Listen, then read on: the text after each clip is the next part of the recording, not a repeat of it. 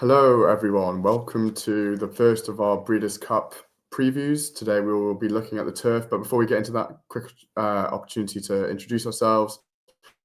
Over the last few videos, we've been focusing more and more on the Breeders' Cup, and having had a look at the analytics, we are moving our way into the US markets. We've actually had more US watchers on our last video. So quick opportunity to say hello. My name's James. I tend to host these things, and the majority of the analysis and expertise will come from Daniel. So Daniel, do you want to tell everyone how much you know about US racing and why? Was probably a good thing that my wife has just left the room with the dog, because she would chip in and say I've been pretty obsessed with US racing, in particular Breeders' Cup, for about 2 decades now. I've been in the bunker for about 5 days, putting further strain on the marriage, studying this particular Breeders' Cup. But I've been interested in these markets for a couple of months now, and we've been putting up the odd recommendation to our followers in the European markets who can get on at prices over here for some of these races, including this one we're about to talk about. We've got quite a nice portfolio of bets, but they've got to run their races, haven't they? Yeah, no. I'm surprised to hear that 5 days in the bunker hasn't helped your marriage, and that time spent together is actually the solution. I wouldn't be so sure. First up, we're going to talk about the Breeders' Cup Turf, a race that will be a little bit more, well, at least I'll be a little bit more familiar with the horses running. It is the prize $7 million. It's the big race for the Euros, the big race on turf, and it's the classic equivalent for those that want to run on grass. So immediately, let's have a look at the configuration. That plays quite a big part in Del Mar, especially for those from the UK that will know that the tracks we tend to run around, besides Chester, are all slightly wider or less severe in terms of bends and straight sizes. So how does the draw affect horses in this instance, and what's the layout like for the Breeders' Cup Turf? Yeah, for the Breeders' Cup, of course, changes venues every year. I mean, often some venues get repeat year after year, but it moves around, and every track is different. These are US oval circuits. The turf track is typically inside the dirt track, which makes it slightly tighter for the bends. So that's something of a challenge for European raiders. This race we're about to talk about, 1.5 miles. They're going to around 3 bends. They're starting up there on the top right, and they're going to go anti-clockwise around 3 bends. You can probably see they've got the whole length of the back straight to get into position. So this is, as it were, a favorable gate starting place for those drawn wide, rather than where you've got a really short bend. And it's proven pretty fair to all running styles in the past, this race. If we look at just the Del Mar Breeders' Cups, because it was specific to this track, and I know it's a small data set, but I think it is pretty revealing that is there a great advantage to being inside? Well, not on the basis of the evidence for this race.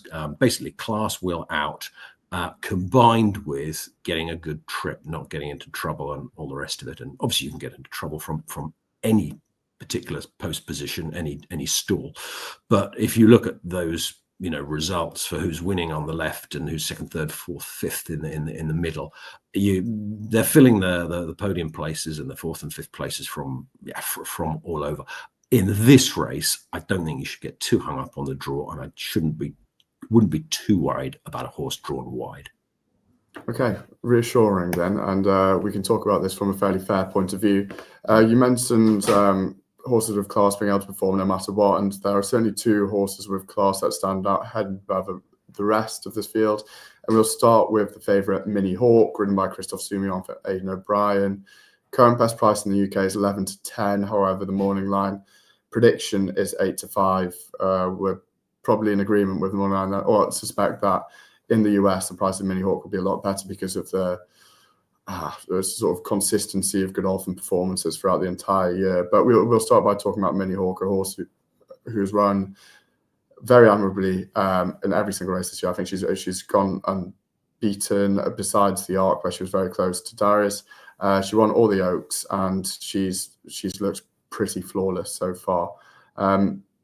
What is your biggest worry about Minnie Hauk?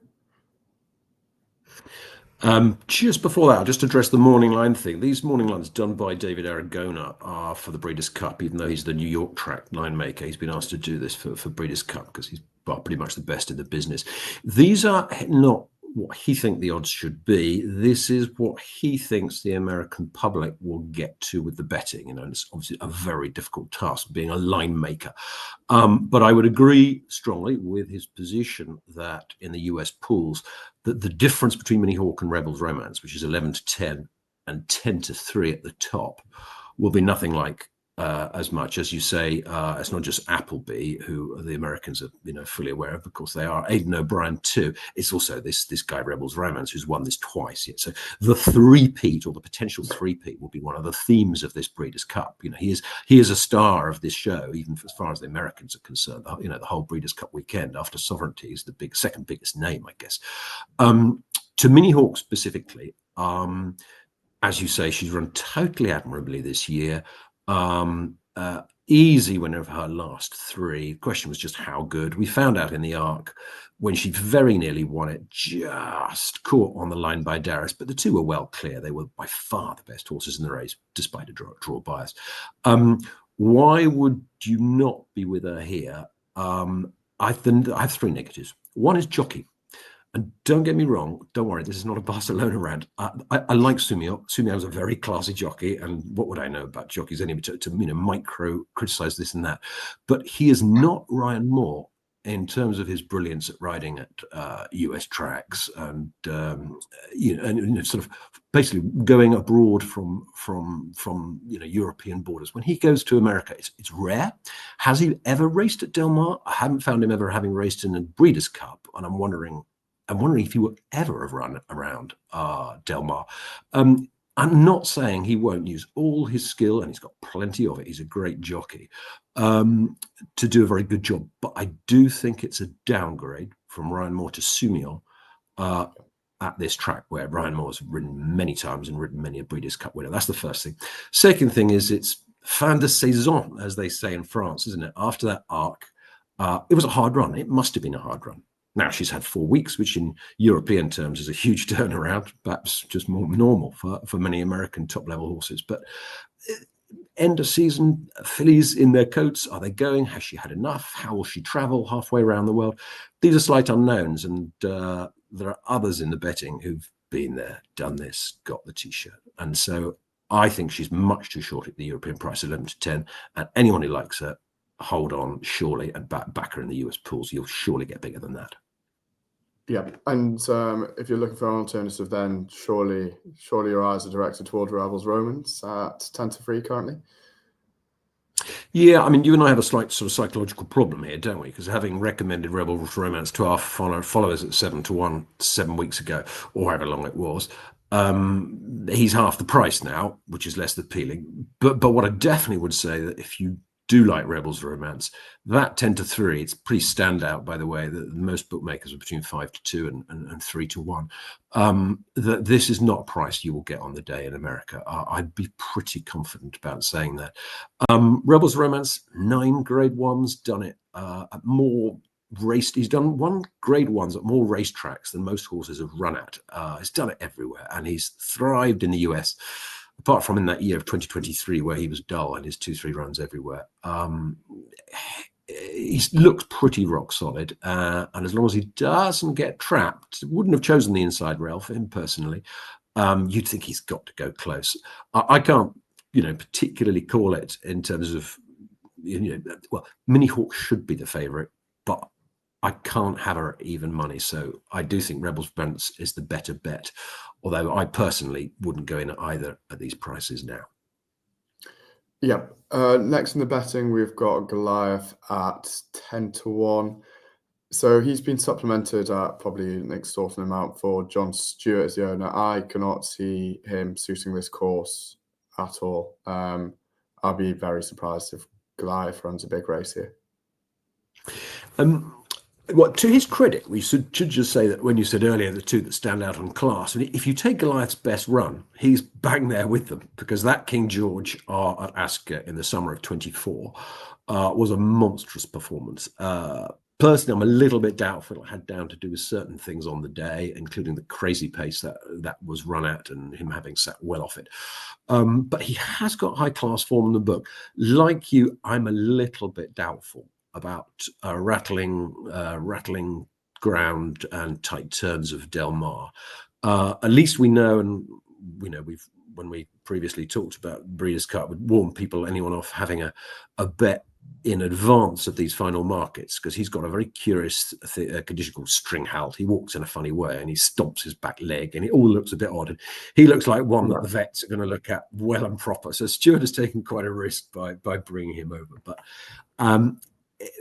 he did front run last time, and I don't think he's going to win this from sitting right at the back like he did in the King George. I don't think of that kind of stamina King George. So I guess, even though it's not his MO, I guess Barcelona might think, okay, let's push this boy forward and let's make this in a stamina test, because we do know he stays a fast run 12 furlongs. Got that class in the locker. I can't quite get there, but I would have no problem with people thinking, do you know what, 10-1, that's worth a poke. Oh, yeah, I don't know if I can see Barcelona doing anything other than hanging out the back of the telly. He doesn't. I don't know. By the way, I think I'm right in saying that Barcelona's never ridden this horse. I think has it been Soumillon, Le Coeuvre, people like that. I don't think it's been Barcelona's ride before, so that's a new one. Me. Okay. More question marks. Who knows what the instructions will be? Really fascinating. Next in the best, we've got Amalok at 10-1 for official morning line, but the bookies currently have him at best 16s. And does he provide some each way value? I think not at 3 places. For the sort of each way European bets, win and show a combination bet for our American friends, which means you get a 1/5 of the fixed odds if he's placed for that part of the bet. If they go 4 places, he becomes interesting. And the things, we don't really know Amalok's ceiling yet. He's got 5 wins, second last time out, which will forgive us over 2 furlongs further, when he only was run out of it in the last furlong and a half. Yes, Al Riffa was much the best, but isn't Al Riffa a favourite for the Melbourne Cup or something? And he's turned into a proper stayer. Amalok, that probably was too far. Slight question mark of whether he's got the nippy turn of foot and injection of pace that you ideally want for US turf racing. But if they were going 4 places, I would get a bet from him. He's drawn to the inside, can follow the pace round. If he can work out a trip, quite possibly. We don't know where his ceiling lies. Okay. Next up, we have got Wimbledon Hawkeye at 20s. About 2 races ago, you would have been absolutely shocked were he to go close to the Breeders' Cup turf. But could he prove us wrong? Yeah, he's a promising 2-year-old, and it just didn't go right from the first 4 runs of this year, did he? He was sort of 3rd, 4th, 5th in big races. He was going for big races, but it wasn't quite doing it. Run very well in his last 2. Just run out of it in the Gordon Stakes at Goodwood over this trip with Merchant, very talented horse, and then went to the sidelines, beating him. Then he went and won a big pot at Kentucky Downs. It looked like a good one, but Kentucky Downs form, taking that to other turf tracks, is a questionable act in itself, and the quality of that field and what he's facing here. I'd be surprised. Gets Tory up. I could see him running quite well, but I'm not interested in betting him to get into the places, and I'd be staggered if he could win. Okay, well, next up, we'll look straight to, or I'll ask you openly, any of the outsiders of interest at the current prices. Yeah, briefly, I mean, this is going to go to Europe, isn't it? But we should mention 2 American horses. The first one in the betting, Redistricting, who gets an sort of inside ride. Redistricting is quite lightly raced, despite being 5 years old.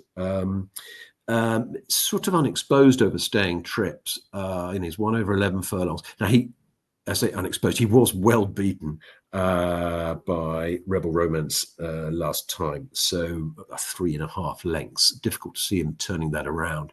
But I don't know if Pratt can get a luckier trip and get him out front or close to the lead. Could I see him hanging on? Possibly, but without him being a bet. Possibly more interesting, and again for European markets in these each way places, if they do 4, is Gold Phoenix. He's got a brilliant Del Mar record, very good California records, Californian horse, but more importantly, he's been 4th in both the last 2 editions of this race at huge prices. Same sort of prices he is now. And with such a big field and so many other European outsiders, and he'll get overlooked in the European markets again, I suspect. 40 to 1 is not the worst idea for him to be in the 4, because you're going to get what's that? Okay. That's 8 to 1 for the place part of that. That's not uninteresting. I might have a swing at that. Of the other Europeans, I've got to mention El Cordobés. People will look at his last round and say, oh, well, he was thumped by Rebels Romance. He's just not good enough. Second string Appleby. Just no. Before that, he won the Sword Dancer in a good time, sort of faster pace.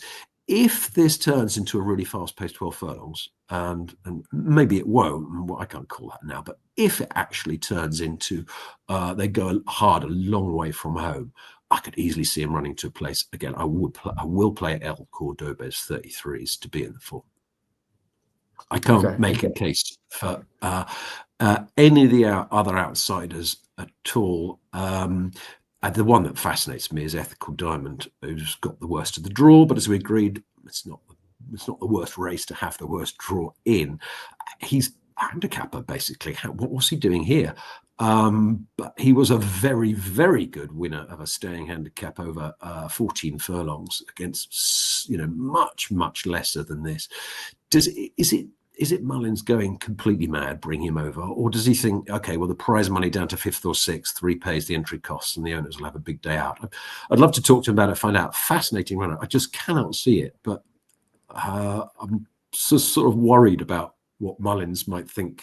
The ceiling he might take this horse to. Fascinating. What's your thinking on Ethical Diamond? Yeah, and I wonder if they feel that they've finally unlocked their potential. They've had quite a few go at handicaps where they've been short price favourites and haven't been able to get their nose in front. But the last time out was pretty impressive. And I don't know if they feel they've learned how to ride him. And for those of you in the US who aren't familiar with Britain's national hunt racing, Willie Mullins is probably the greatest national hunt trainer there has ever been, and potentially that there will ever be for the next 50 years or so before the sport gets taken away from us. So yeah, disrespect him or disregard him at your peril. He is a certified genius. So yeah, he's definitely one that you wouldn't be shocked to win, but yeah, I won't be looking to play Ethical Diamond. I think they'll be too slow. So, okay, so summary of where we are, top of the market. This is hugely likely to go to, well, I will say one of the top 3 in the market, but mainly the top 2. But if you like Minnie Hauk and you think she just wins for Aidan O'Brien, don't play her now at 11 to 10 European markets. Play the American pools. She'll surely be bigger. If you like Rebels Romance and you want to back him to win, and you can back him in Europe now, do so at 10 to 3. You won't get that on the day. Yep. Goliath, I'm certainly more avoid than you are, but I think the general negative sentiment, most interesting of the US, sounds like it's Gold Phoenix. Yeah, I mean, redistricting is not uninteresting. I just can't quite see it at this class level. I mean, even the Americans would agree that while they're milers this year, and they've even got Philly and Mare Turf who can take on ours, they don't have any depth in this division, any true class in this division, and they'd accept that this is going to go Europe's way. Okay, cool. Well, yeah, that's a wrap on the first 5 previews running for the Breeders' Cup Turf. Do let us know what you think of the videos. Do like, subscribe, and comment, and please do subscribe, because there's going to be a whole load more of these coming. So if you do like them, make sure you subscribe so they appear on your homepage, and it's an effortless journey for you to watch them. Thank you very much, everyone. Let us know who you're on. Let us know if you've got any questions about the subtlety of UK betting in comparison to those of you in the US. We'll try our best to answer, and we will speak to you in the next one. Thank you very much.